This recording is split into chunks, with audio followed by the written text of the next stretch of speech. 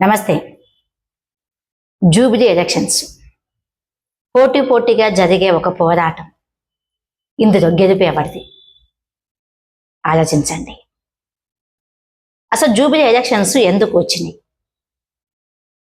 ఇప్పుడే ఈ ఎలక్షన్స్ చేయాల్సిన పని ఏంటి అని మనం ఆలోచిస్తే, బీఆర్ఎస్ పార్టీలో ఉన్న ఒక మాగంటి గోపీనాథ్ గారు మరణించిన తర్వాత తన హక్కును తన భార్యకి ఇవ్వడం జరిగింది. తన భార్యకు కానీ, తన వారసుకు కానీ, తన కుటుంబ సభ్యులకు కానీ అది ఇవ్వడం జరుగుతుంది. జరిగినప్పుడు తన భర్త బాధ్యతలు నేను నెరవేరుస్తానని చెప్పి ఒక ఆడకూతురు బయటకు వచ్చినప్పుడు, నిజంగా ఎటువంటి స్వార్థం లేని వ్యక్తులు అయితే గిన ఆమెకు సపోర్ట్ చేస్తే బాగుండేది.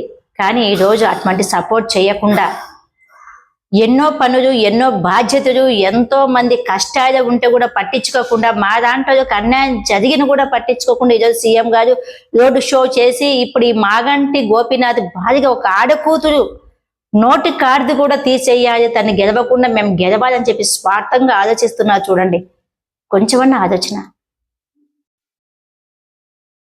కాంగ్రెస్ ప్రభుత్వంలో ఇందిరమ్మ అయ్యాములో, సోనియా గాంధీ అయ్యాములో కూడా ఇలాంటి దౌర్జన్యం కానీ,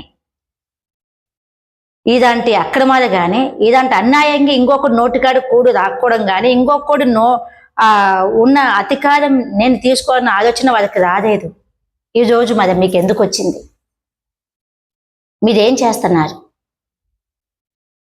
ఈ జూబిలీ ఎలక్షన్స్ ఏ బంగారు ఉందా? అక్కడ వజ్రాలు ఉన్నాయా? వైభోగాలు ఉన్నాయా?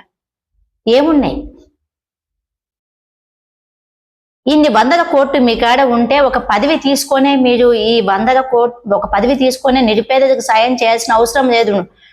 నవీన్ యాదవ్ గారు, మీ కాడ మీరు నిజంగా ప్రజలకు న్యాయం చేయాలి, నిరుపేదలను ఆదుకోవాలి, నేను నిజంగా స్వస్థతంగా నేను సేవ చేస్తానంటే గినా మీకు పదవి లేకపోయినా మీరు సేవ చేయొచ్చు.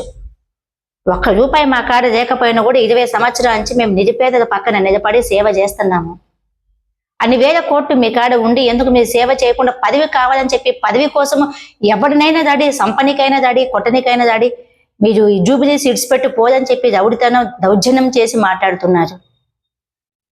మీకు స్త్రీశక్తి సంఘం నుంచి మళ్ళీ మీకు ఒక మాట చెప్పడం జరుగుతుంది. నవీన్ యాదవ్ గారికి కానీ మన సీఎం గారు మీకు బాగా తెలుసు స్త్రీశక్తి సంఘం ఏం చేయగలదో. జూబిలీ ఎలక్షన్స్ ఖచ్చితంగా సునీతక్కనే గెలుస్తుంది. బీఆర్ఎస్ జెండానే ఎగరబోతుంది. చూసుకోండి. ఉంటా.